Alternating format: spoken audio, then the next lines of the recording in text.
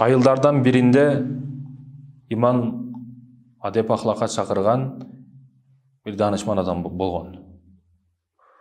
Бул данышман адам урматтуу мусулман бир тууганым өтө таква, күндүз орозо менен, түн ибадат менен жүргөн адам эле.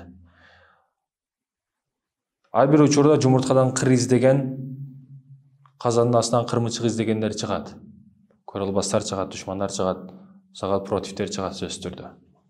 Буга дагы көрө албастык кылып, динден алсыздатып, душмандык кылуу максатында аны көрө албагандар, дин душмандары, башкалар ага зулумдук кылуу үчүн ар кандай пландар түзүшөт.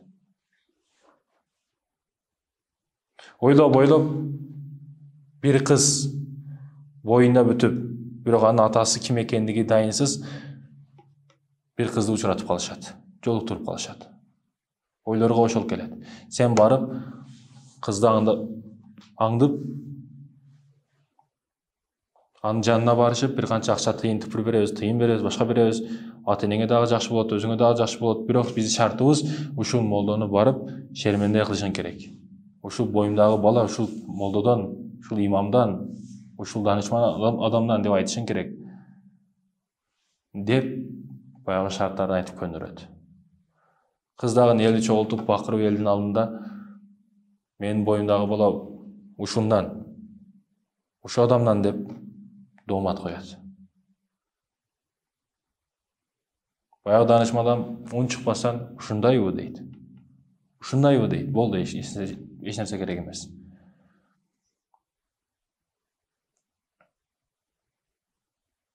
Ошентип балалуу болот, баласы менен келип баягынын үйүнө келет данышмандын. Данышман өз кызыдай көрөт баягыны. Өз кызыдай көрүп мээримдүүлүк менен ар дайым ага сылык сыпа, адеп ахлак менен жакшы кулк мүнөздө жакшы мамиле кылат.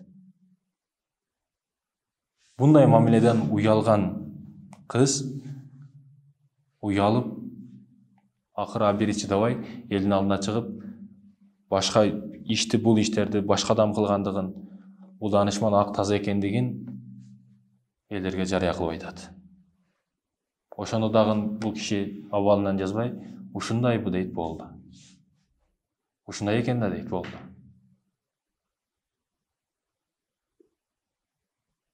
Сен дагы ушундай сөздөрдү өзүңө эреже кылып алсаң болот. Ушундай.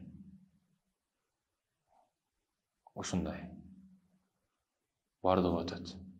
Ушундай.